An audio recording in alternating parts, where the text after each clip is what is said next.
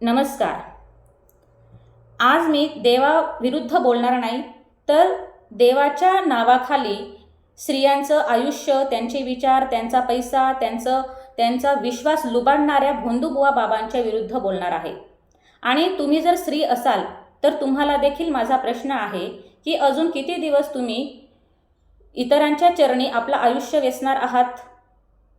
बरं, जाऊ देत, मी भोंदूबाबांविषयी बोलतच नाही. परंतु आज मी त्या स्त्रियांविषयी बोलणार आहे ज्या स्त्रिया ह्या स्वतः सक्षम असून देखील भीतीच्या जाळ्यात अडकलेल्या आहेत. कारण आजची स्त्री ही दुर्बल नाही. आजची स्त्री ही शिकलेली आहे. ती चार भिंतीत अडकलेली नाही. तिने आकाशात झेप घेतलेली आहे. जिजाऊ सावित्रीची प्रत्येक लेक आज सक्षम आहे. कोणी डॉक्टर बनून जीव वाचवत आहे, कोणी वैज्ञानिक बनून प्रयोगशाळेत इतिहास घडवत आहे, कोणी वैज्ञानिक बनून आकाशात उडत आहे, तर कोणी उद्योजिका बनून हजारो लोकांना रोजगार देत आहे. परंतु तरी देखील आजच्या समाजात, आजच्या ह्या काळात अनेक स्त्रिया ह्या कर्मकांडांच्या, भोंदूबुवा बाबांच्या विळख्यात अडकलेल्या आहेत. डोळे बंद करून अंधश्रद्धेवर विश्वास ठेवत आहेत.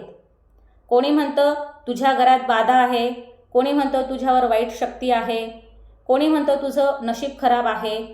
मग ह्या स्त्रिया स्वतःला दोष देतात. भोंदूबाबांच्या दारापुढे प्रश्न घेऊन उभ्या राहणाऱ्या स्त्रियांची लाईन उभी दिसते. त्याचप्रमाणे गर्भवती स्त्रिया उभ्या दिसतात. नवविवाहित स्त्रियांना दोष दिला जातो. अपत्य न होणाऱ्या स्त्रियांना पापी समजलं जातं.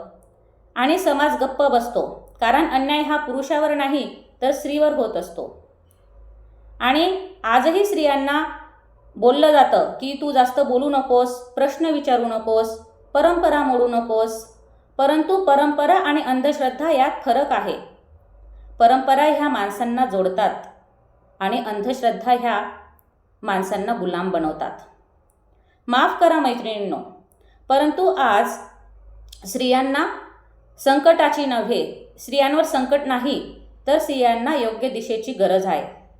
कारण ज्या स्त्रीने अवकाशात झेप घेतली, ज्यांनी विज्ञान हातात घेतलं, ज्यांनी शिक्षणाने आपलं आयुष्य बदललं, त्या स्त्रिया बाबांच्या चरणी बसलेल्या शोभत नाही. लक्षात ठेवा. श्रद्धा ठेवा, परंतु डोळे उघडे ठेवा. भक्ती करा, परंतु बुद्धी बंद ठेवू नका. कारण आज प्रश्न विचारणारी स्त्री ही उद्याचा समाज घडवणार आहे. आणि ज्या दिवशी स्त्रीने भीतीला नाही म्हटलं, त्या दिवशी भोंदूबाबांची सत्ता संपेल. श्रद्धा ठेवणं चुकीचं नाही, परंतु श्रद्धेच्या नावाखाली लुटमार सहन करणं चुकीचं आहे. देव कधीच कोणत्याच स्त्रीला कमकुवत समजत नाही.